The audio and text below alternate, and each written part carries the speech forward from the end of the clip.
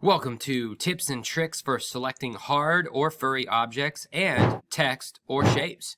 If you want to download the WhatSport and follow along, this is what we're going to be creating today and going over selection tools. Couple quick tips. Number one is I'm in full screen mode. If you press F a couple times, you can change different modes. Next tip, on our layers window, one of the cool things that we could do is change our thumbnails a little bit. If we go up to the options here for our layers, they call this the hamburger menu. Click that and go to panel options. In this panel, you can change your thumbnail size, but what I want to focus on is this little secret, thumbnail contents. We're going to change this to layer bounds, so that way the thumbnail will show whatever is the layer, the contents of the layer. So you notice my golf ball, it shows the empty space of the whole document, the whole project. So we click OK, and boom, the golf ball fills up the space, as does the tennis ball was already the full canvas. To get warmed up, we're going to use the well-known Lasso tool to create a quick logo with selections. So the first thing we want to do is create a new layer. Now, depending on which version you're in, you'll either have this page icon or the plus icon. So we can click that, and that'll give us a new layer. We're going to double click the text and call this logo. Then you can change the layer order. We could put this on the very top or drag it around. On the top is great. We'll just go ahead and leave it there. And then we're going to go to our toolbar. Now, by default, the toolbar is elongated like this. Depending on your screen size, I'm going to make mine a little bit bigger. But 2 or 3 down from the move tool, we have the lasso tool. Now, if you click and hold, behind it is the hidden tools. The little arrow indicates that. And we're going to switch to the polygonal lasso. You can also do Shift L to shift between the tools, but L is the shortcut for lasso. Now we're going to create a square first, a rectangle. To do that, I can click and click again, click again. Now if I accidentally click somewhere, oops, you can press backspace and it will undo. If for some reason you're like, I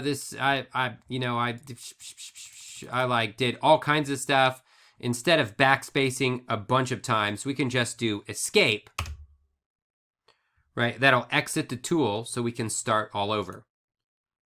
So I'll click down, create me a kind of vertical rectangle. Lovely. Next up, we are going to create the second part of the logo, and we don't want to create a whole new selection because that'll undo this selection. So what we want to do is hold down Shift, and that'll give us the plus icon. Just like Alt will give us the minus icon, although we want to add two, so we're going to hold down Shift. And here, I'm going to create kind of a rectangle sign. Now, to get a straight line, you don't have to make this perfect by any means, but just a handy shortcut is to hold Shift. That will give you either vertical straight lines or horizontal, or the diagonal, getting the 45 degree. So I'm going to do about halfway, and I can just hold Shift again and do another halfway,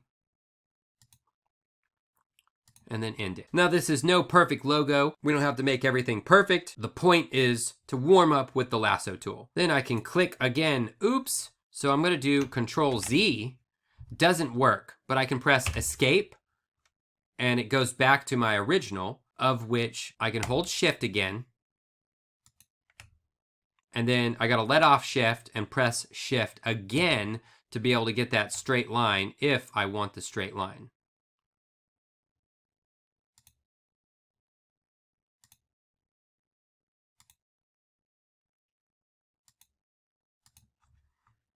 There we go. Now we have a selection and we have our layer highlighted. We're going to get a tool to fill this in, which would be the bucket tool, the paint bucket, but it is hidden behind typically the gradient tool here. So you can click and hold and switch it to the paint bucket. Now, depending on if you're in Essentials or another layout, it might not have it there, in which I'm going to have to click the 3 dots and find it in my missing menu area where I can add that here. So there's my paint bucket. Now, I don't want to just fill this with black or white, and you don't want to click yet. Although, right, if you did, you can still fill it in with a different color. What I want to do is use a shortcut key for another tool. So on here, there is an eyedropper tool for sampling colors. But I don't need to switch tools. I can hold Alt, and you'll see I can click white. I can come over here on my tennis ball, and if I hold Alt again, hold it down, and if I click and drag, you can see it's selecting the different yellows or greens. So I can go all the way up. I could let off, and then I could come up here, and you could see, oh, the previous color was yellow, and then I'm selecting either white or gray. Let's select this gray up here. Now we have it selected. It goes into our foreground color box. And now I can click in here. I forgot to mention the shortcut for the paint bucket or paint gucket is G. Just like the gradient is also G. So you could do Shift G to switch between those. Awesome. Now I can switch to my move tool, and it's still selected where I can move it. Let's say I want to make some adjustments to this layer. There's a trick that since there's empty space all around the layer, represented on this thumbnail as the checkerboard, I can grab the marquee, drag select over, where I can then press the move tool, V for move, and I can move it over. So it's marquee again. Maybe I'll adjust this one, V for move tool. And I can also do Control T and adjust this as needed. So if I need to make this a little bit thinner, wider, or thicker, I could hold Shift to stretch it. Whatever I need for this logo, I think that looks pretty good. Now when we're done, whoops, I'm going to go up to Select and Deselect, also the shortcut, right, Control D. For the rest of the video, I'll be using Control D for that. So now we know some super helpful shortcuts: Shift to add to our selection, Alt to subtract from our selection, and Control D to deselect. Now the next thing that we want to do is maybe zoom in to this golf ball. We could do Control plus or minus for that. Use our space bar to move our canvas around. And if you're missing the navigator, if you want to use the navigator window, you can find that under Window and then Navigator. Mine's already showing, so it's checked. Now, we need to select the tennis ball. I'm sorry, the golf ball. We're going to do the golf ball first. So with the golf ball, probably the easiest tool for the job is going to be our quick selection tool. So that typically is going to be behind the magic wand, is usually the default tool here. The magic wand is great for selecting just one single color. So if we click and change that to the quick selection, we'll get that. We get some settings up here across the top for the tool. And I'm just going to leave all of these alone for right now. But usually I think the plus is usually the default. But if you select the plus, it means it's always going to be in add mode, versus if I use this mode, I have to hold Shift to then do add mode. So I'm going to switch that to the plus for adding to our selection. And I'm on the wrong layer though, because if I select on this layer, it's going to select crazy, which I just did. So I'm going to need to do Control D to deselect. And let's go to the golf ball. And on the golf ball, all we have to do is inside the golf ball, just click and drag, and it just kind of calculates. Our brush could be a little bit bigger, so I could use the bracket keys in this case, we're going to have to use our bracket keys as the fastest. So if it wigs out like this, we just do Control D, make sure we're on the golf layer, and I'll just re-drag again, and voila, it selected the golf ball. And the tolerance, I think, actually affects that. Let's try this. We're going to change this to 5. So it's at 5. We're going to switch our tool back to quick selection, Control D, select again. Looks pretty good.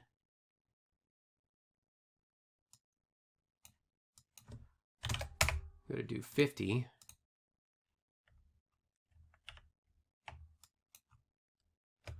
Yeah, interesting.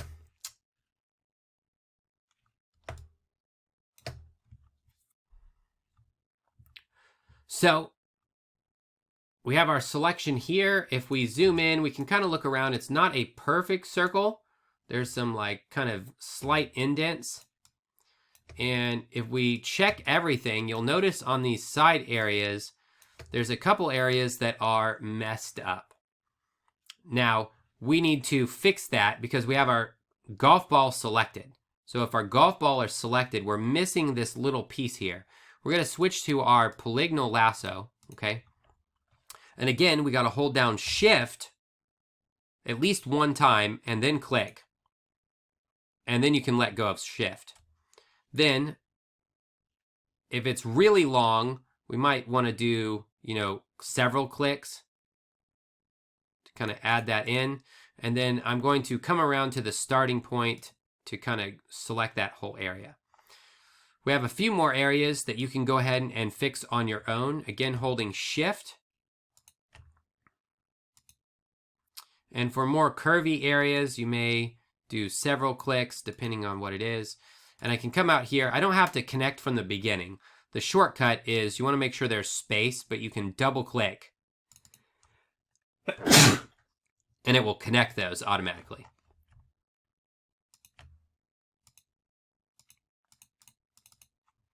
So fix yours up and make sure it looks nice and neat all along the edges there. We want to have a good selection for this. So we have the golf ball selected. So what we want to do is go up to Select and Mask. And it doesn't matter which selection tool you're in, you will see Select and Mask at the top. I like it when they called it Refine Edge. It was much better because you're refining your selection. But anyway, we'll go ahead and click this. And now we get into our modes. So the first thing, we have a toolbar on the side. We've got our zoom tool.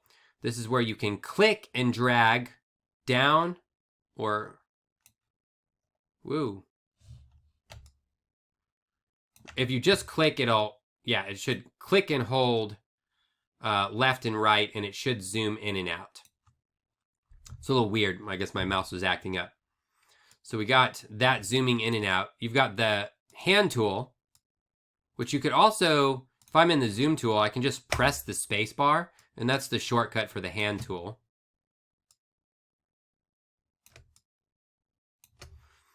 And then we have a few other tools. Now, these are for other adjustments that we don't really need because we have our golf ball selected, but we need to change some settings for our preview mode. So the view mode, let's change that. Since we have a white background, let's change this to on black. But our next setting is the opacity. We need to bring this up and we can clearly see our wonderful selection. Now you will notice that it looks very jaggedy. If we zoom in over here, you can see the pixels, and if I don't zoom in too much, you can see it's very pixelated, very jaggedy. So the main thing that we want to do to this is our global refinements. We just want to turn up our smoothing.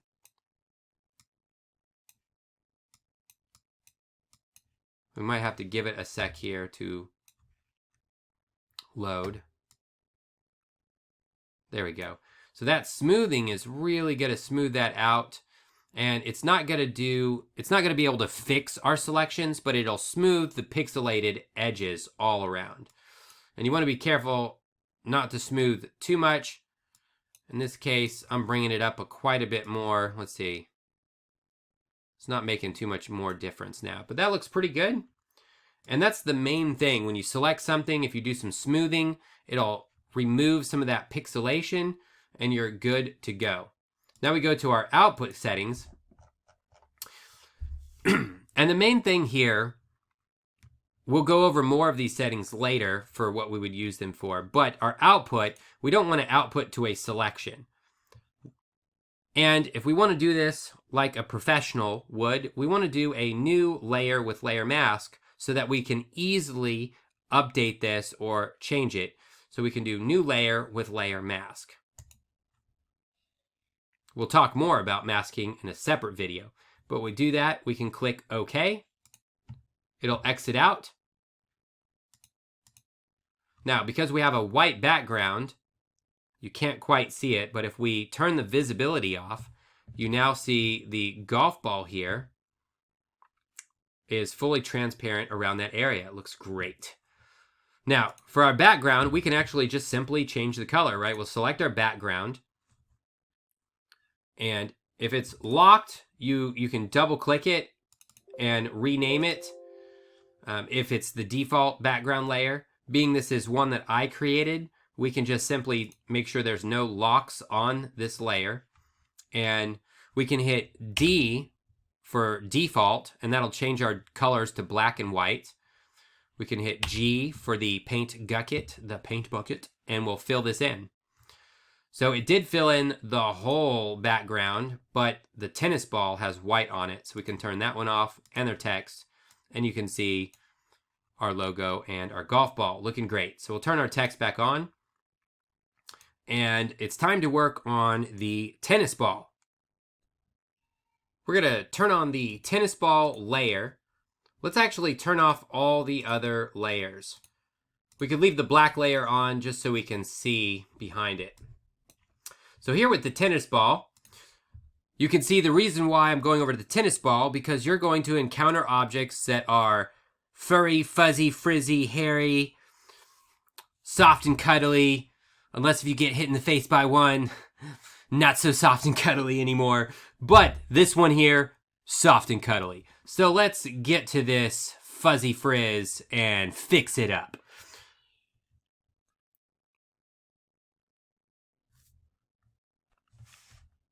So knowing our foundation tools is going to help us, because we've got to look at what's the easiest way to select this tennis ball. We have the first is, we have two options, right? To select the yellow, we have all these different pixels of yellow and greens and even some grays and whites. But on the outside, we have just white, and then where the black area is actually see-through on this layer.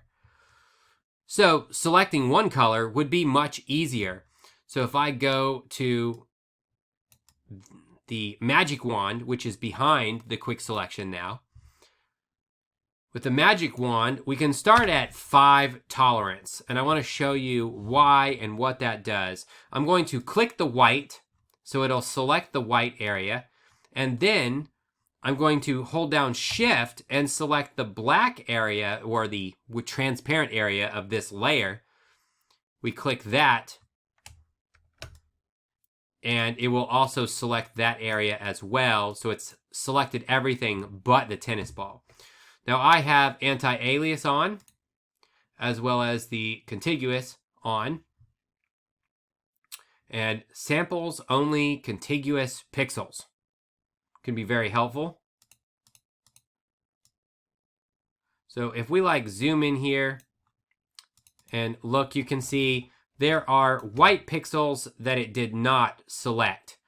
And we have a tolerance of 5.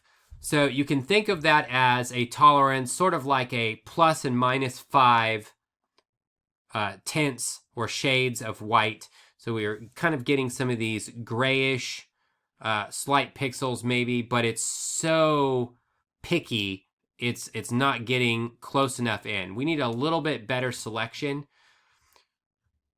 to get as close as we can to the tennis ball and selecting as much white. So we could just increase this to maybe 50. And I'm just going to hold down Shift and click again in the white area right here. And that updates and it brings it in. So you can see with the 50, it started to select some of these faded yellow, greens, and grayish pixels all along the tennis ball. Now that looks much better, but we have the outside of the tennis ball selected. We need to invert this to select the tennis ball. So to do that, we could use the shortcut, but not everybody knows the shortcut. So the shortcut is Control-Shift-I, but to find that in the menu, you go Select and then Inverse. We're inverting our selection. Control-Shift-I. Click that. Ta-da! Look, just the tennis ball is selected. Just what we want. So as long as we are in a selection tool, doesn't matter which ones we have selected, you will see we get the select and mask at the top again.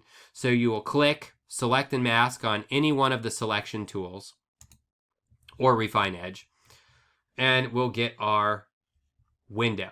Now we're going to have a couple steps here that we're going to have to do. And you can see the selection looks really edgy. This is not a soft, furry, fluffy, friendly tennis ball. This is a sharp, jagged, going to cut your fingers off kind of object. So we want to fix that, make this fun, furry, friendly. So let's go over what tools do you need to use that. And this is really simple, breaking it down to the bare bones basics. The first thing is we want to turn on Smart Radius so that it will look at and try to calculate that for us. That is, if we hover on most of it, it says automatically adapts the radius to image edges. So that's going to be great to automatically adapt. Now, we're not going to need to use any of these refinements here because we did a good job selecting, right? Smoothing just smooths the pixels around the edges.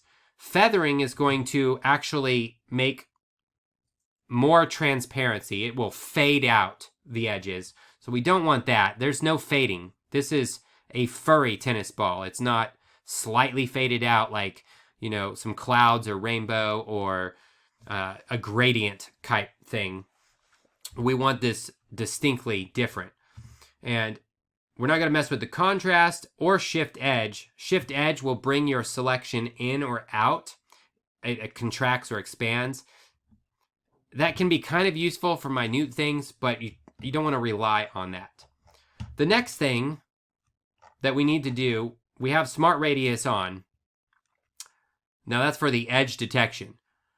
Now we also want to use our Refine brush. Now this Refine brush will allow us to go around and refine the edge. Now this brush size is too small. We can bring this up. You can also right click in here, make this a little bit bigger. So it looks like, I'm going to say 85. Zoom in here a little bit.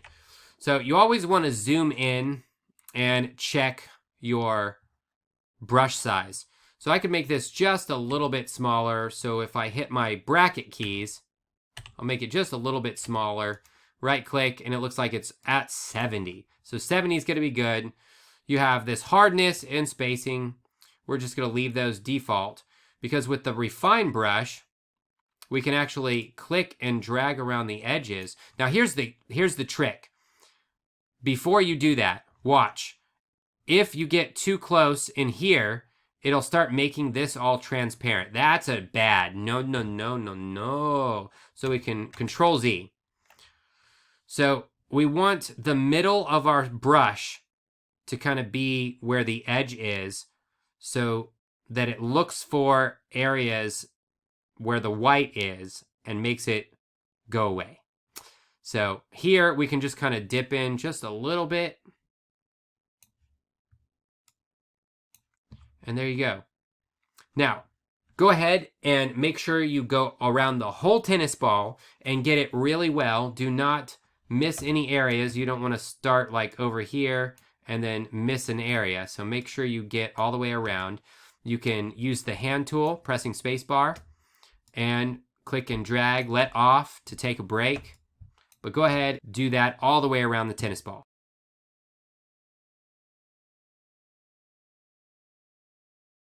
Once you've got that, now we can scroll to the bottom, and we're going to use decontaminate colors. This removes color fringe from the image. So what we have here is the color pixels. Because it was on a white background, the yellow is kind of looking gray because it's fading away. And so if we do decontaminate, and let's zoom in here so you can see this in action. But if we have this here like so, and we do decontaminate, oh, all of a sudden it looks yellow. Oh, that's so good. That's so nice. Look at that. Frizzy, furry, fun. Yeah. Now, again, we're going to do new layer with layer mask, and that's it. We click OK. So you can see the main difference is we refined our golf ball with smoothing, and we did the tennis ball smart radius with doing decontaminate and the refine brush. Next step is to turn on our text layer, this WhatSport title. So this first part is going to be our center kind of area of the text. So we're going to quickly add in some layer styles. So over here in the empty space, you can double click, and that will bring up the layer styles window. Now, we can go to our effects and just set this to show all effects, just in case if yours has been changed or modified. You want to make sure you have show effects on. So if it's grayed out or it won't let you click it, that's because you already have show all effects. Now we're going to click bevel and emboss, and then we can go back to our effects and do delete hidden. So it's just hiding them, they're still there, but we're only going to do a bevel and emboss. Now, currently we're on blending options, so we have all our blending options right here. We're going to leave those. We're going to click the bevel and emboss text right here, so it highlights it. And then we can look and see what we got going on here. So I can do the control plus or minus. Whoops. And I can just double click if you close your window out, double click, and it'll bring the effects back up. You can see we got this bevel over here. So inner bevel, we could do a smooth for this, I suppose. And we're going to say do a size of 10 for the size. And the direction up or down, we're just going to do up. And our lighting, we're going to use a global light. We'll set this to 90 because you could set the lighting and you can see over here, it'll update based on where the light is. But we just want this to be 90 and 30. So we get this kind of angle of where the light is. All the other settings we'll leave the default and click OK. Now, here you can turn off to preview them with the eyeball for all effects, or if we had multiple effects, we could just turn off the bevel and emboss right here to just visualize it. Now this is taking up layer space. So I'm going to go over to our effects icon here and click the arrow to hide that. And our layer style is the kind of like the default. It leaves it where your last settings were. So we're going to go to our logo, turn that on, and we'll double click the layer as well. And we're going to do the same thing. We'll do bevel and emboss. Right, inner, smooth, all the settings are pretty much the same. We're good, we'll click OK. And we'll hide the effects. So we got this little bit of a bevel going on the front to give it that nice. Maybe we should have made it a little bit thicker, but that's okay. Now what we want to do is we're going to create this outer bevel. Now to do that, we'll start with our logo. We need to select what is on the logo layer. So to do that, we're going to put our mouse over the layer thumbnail, and we're going to control click the layer thumbnail. Control click it, it selects it, you get the dancing ants. Now we're going to hide this layer. We're going to create a new layer, and call this logo outer. Now, it's still the same exact of what is on that layer of the logo. There's nothing on this layer yet.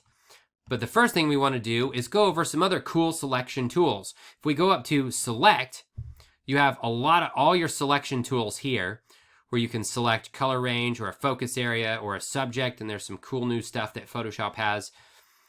But we're just going to do modify, and we have some different modifications here. We're going to do expand to make it slightly bigger.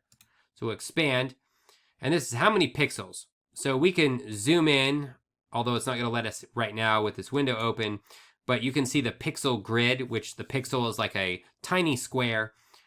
We're going to do 6 and click OK, and it'll expand it. And if you turn your logo layer on and off, you can kind of see and zoom in that it is 6 pixels bigger all around. That's what we want. Now, we need to then fill this layer. We're going to go to our paint bucket, G, and we're going to hold down Alt to select our gray, and then let off Alt and fill this in by clicking, and it fills it in. Now here's the deal. It's on top of our logo. So we're going to actually drag this down right below it so it's behind. And we can deselect by Control D, and you can see what we have here. Now, on this layer, we're going to double click it, and we're going to do bevel and emboss. We're going to do some different settings. Let's do an outer bevel, and instead of smooth, we're going to do chisel hard. And we're going to increase the size to 20, using the same lighting, same settings for the highlights and shadows. And we could potentially use soften, maybe 3 pixels. I don't know, maybe not. We could do 3. Click OK. Whoops, and zoom out. It's looking pretty cool. We'll come up to our WhatSport and let's do the same thing. But this is a text layer. So we can create a new layer and just go ahead and move it below. And we'll call this WhatSport outer bevel. Again, without even changing what layer we have selected, we can control click the text thumbnail and it will select the text. We're still on our outer bevel layer. We go select, modify, expand, 6 pixels, click OK. We've still got our gray selected, so we can just click to fill it in. And you can see if I turn this on and off, it's kind of hard to see if you're not really focused in, but you can see here, this is not a text layer. This is a pixel layer that we filled in with gray, where the WhatSport is a text layer. So we could still change the text, but then our bevel would not be the same. That's okay. We are going to double click and add the bevel and emboss to it, keeping all the settings. Click OK. Control D to deselect. We can switch to our move tool. And instead of zooming out, another cool shortcut is we can do Control 0, which will frame everything. And now we have our final portrait. I hope this helps you on your journey. Please like and subscribe for more video content. And I hope to see you next time.